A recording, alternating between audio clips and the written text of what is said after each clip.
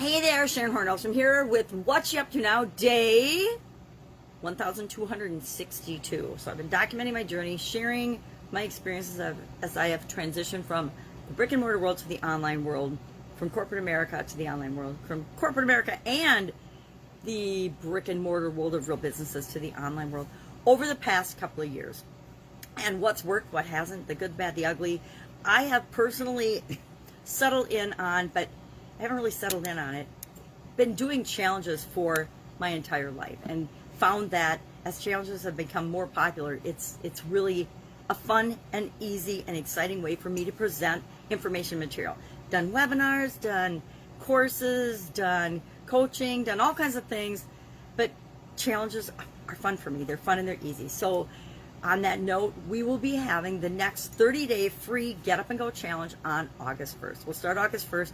Really miss it. The last one we did this year was in April. That was our 7th 30-plus day challenge since 2020 hit. It's just kind of my way to keep moving, keep myself motivated, keep going, and provide value, add some information, share some of the stuff I've learned over the last 50 years,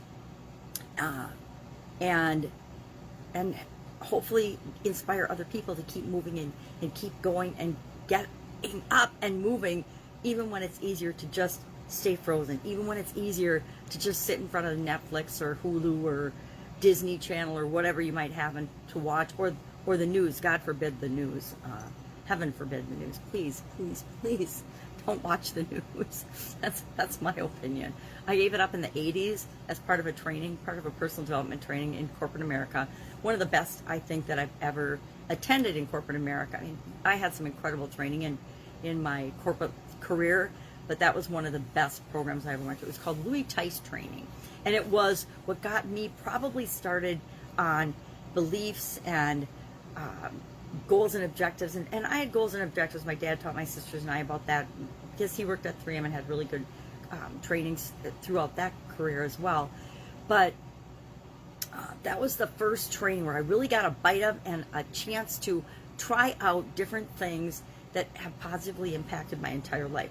One being not watching the news. During that training, we were challenged to turn off the news, turn off the media. All we had back then was like 4 or 5 channels, but we were encouraged to turn those off. And by doing that and getting in the habit of not watching television, not watching the news, not looking for outside sources to validate and tell me what was going on in the world, it caused me to think for myself. And I think that thinking for ourselves is one of the most powerful things that we can do. And it's one of the most responsible things that we can do. So today, our Supersize Your Business was changing. This is kind of it's not really confusing. It's mostly about the changing of the guard ceremony that goes on at Buckingham Palace when the guards switch shifts. But how does this impact our businesses and our life? Well, change happens to all of us all of the time. And changing of the guard or the leadership or the responsibility in any size organization causes a ripple effect. I found that the higher up the change occurs in the organization, the bigger and more profound the ripple. If you change the CEO, or maybe not the board of directors, but if you change the CEO or the CFO or the C-suite level person, it has a much bigger impact throughout the entire organization than if you just change one first level or second level manager, or if you change the people that are actually doing the work in the organization. That has less of a ripple effect because things tend to run downhill, right? Gravity pulls things down. So a change at the top becomes a change that goes through the entire organization. It's why we encourage people to, if you want to change something in an organization, you have to get the upper management leadership group buy-in or the owner buy-in in order to actually see that change go through the entire organization. Otherwise, the changes we tried to make in corporate America at a team level or even a first or second or third level layer of management, really, we would try to do them, but then somebody up above us in the organization would say, yeah, I don't like that idea. It might lead to other people wanting to do that too. Or it might lead to whatever. Even if it was a good change, a lot of times it would get squashed by upper management or by leadership, higher level leadership, because they didn't understand, and mostly because they didn't come up with it, so they couldn't take credit for the idea. Sad, but that's how a lot of society and the world and corporations and politics see things. If I don't get credit for it, then nobody does. If it wasn't my idea, then it's not a good idea. very small-minded, ridiculous thinking, but a lot of it goes on in the world. I'm sure we've all experienced it. So changing of the guard, changing of leadership, changing of anything, which is something that we talk about for 30 days at a time and kind of nonstop. Within the Get Up and Go Challenge. The Get Up and Go Challenge is all about installing a change framework into your subconscious so that you automatically deal with changes and challenges better than if you didn't have the change framework, or if you didn't have the SOAP framework, we call it, at all. So we scrub all the changes, we run them through our SOAP framework, and they automatically cause us to take the actions and have the reactions that are best for us. Maybe not be best for other people, might not be best for your mom or your sister or your friend, but it's the best thing for you. And guess what? The best you can do is the best for you, because you doing your best impacts and encourages other people to do their best. It's kind of a weird way of looking at it, but it's so true. If we don't take care of ourselves first, we don't have the energy or the resources to take care of anyone else. That's not being selfish. That is being human and smart and wise. Our idiom, our 365-day challenge this year, our annual challenge, is all about centering ourselves, getting to know ourselves better, understanding ourselves better, figuring out what makes us tick. And we call it the All About You 365-Day Challenge. And it's from the little journal book, to do one thing every day that centers you, or centers me, or centers us. And like I said, it's about getting to know ourselves better, understanding what's important to us from the inside out, getting to know what the heck is inside of us. And it's just a little daily question, task, quote, activity that helps us to get to know ourselves better. It asks the questions sometimes that we might not ask ourselves, or that we might not even realize. It shares quotes and ideas and a different perspective, a different way of looking at things. Part of why I do the idiom is I think it's very powerful to look at things a different way. Now, if you hear the phrase, and I looked up on Google, I actually Googled to come up with the leadership idioms for the rest of the month of July. I started out on other things beginning of July, and I thought, okay, I like to have sort of a theme or an idea or a subject matter for the idioms, because I find that it's more fun to do that and do a few, like maybe even just 10 days in a row, or I think I did 100 days at the beginning of the year on business-related idioms. Some of them I've covered before, but a lot of them I had not.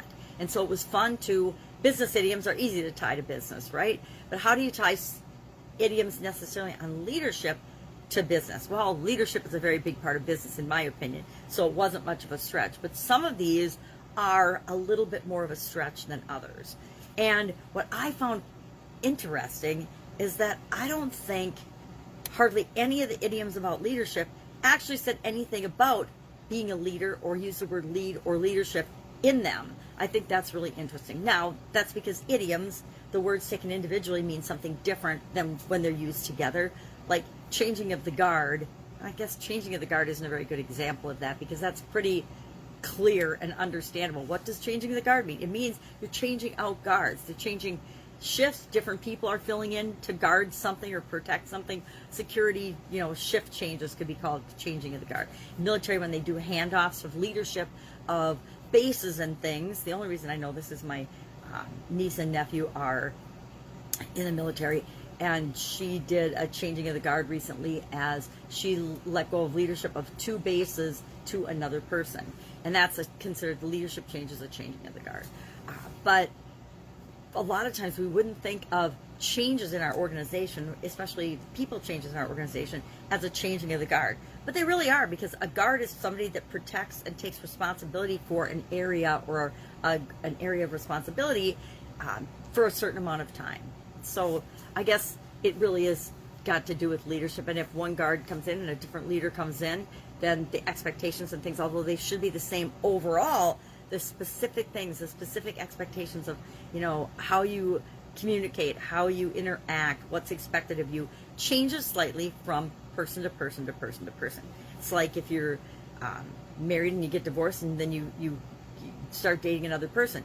That other person's expectations and beliefs and values and everything are different than your original spouse's. At least we hope they are.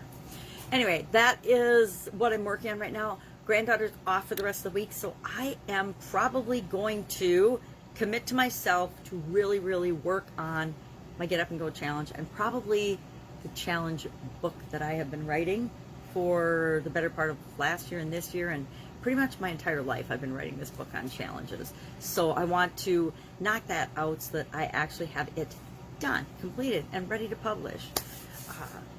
Actually, I'm just going to write it and have someone else edit it and publish it, because that's not my area of expertise.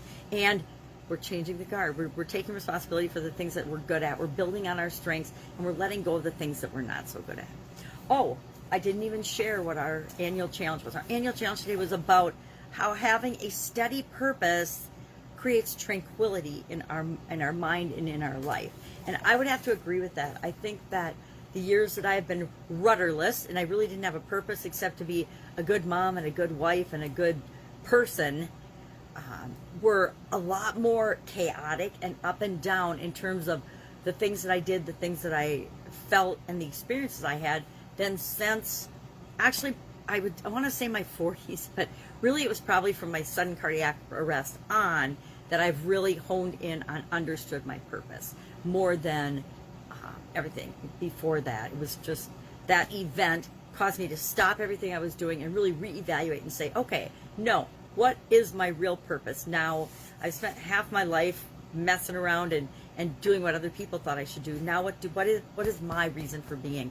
Why am I really here? And that did create a sense of calm and tranquility in my mind, because I have that overriding vision of where I'm going all the time. And when I'm faced with a change or a challenge or a decision, it's easy. I ask myself, does that move me toward my purpose or away from my purpose? If it moves me away from my purpose, yes, sometimes I admit it, I'll do it. But I very quickly realize that I've gone the wrong way and I'm moving away from my purpose. And as soon as I realize that, I course correct and I go back to doing things that are always continually moving me toward my purpose. And once we have that, life becomes so much easier. Decisions become so much easier. We don't have that fear of missing out on all the other opportunities in the world because we know they're not for us. And we see and take advantage of the things that are for us because they are moving us in the direction that we want to go.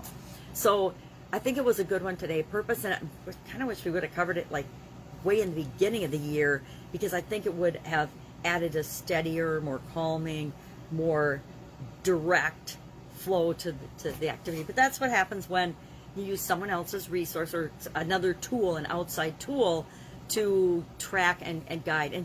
And honestly, my annual challenge, I started doing it only, this is really bad to admit, but only to warm up my voice in the morning for my other videos and my other content creation. Because I do my videos first thing in the morning, and my voice sounds like gravel Gertie usually until I've had a couple cups of coffee. And then it still sounds like gravelly, but it's not as gravelly as it is first thing in the morning. So that's it. Have an awesome day. If I can help you in any way, ask in the comments below or direct message me. I have direct messages turned on for this particular video. So you can message me directly and ask a question, comment, share, your experience with going from the offline world to the online world, what you like best about it, what you like least about it, what you're struggling with. If you've got a question and nobody else to ask, I don't guarantee I have the answer, but I guarantee I can help you get to the next step or know what to do right now so that you never have to feel stuck.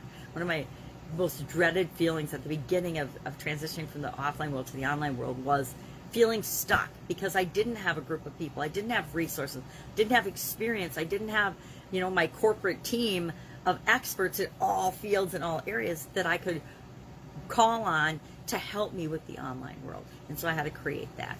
All right, that's it. Have an absolutely amazing day. I will, of course, be with you tomorrow to let you know what she's up to now.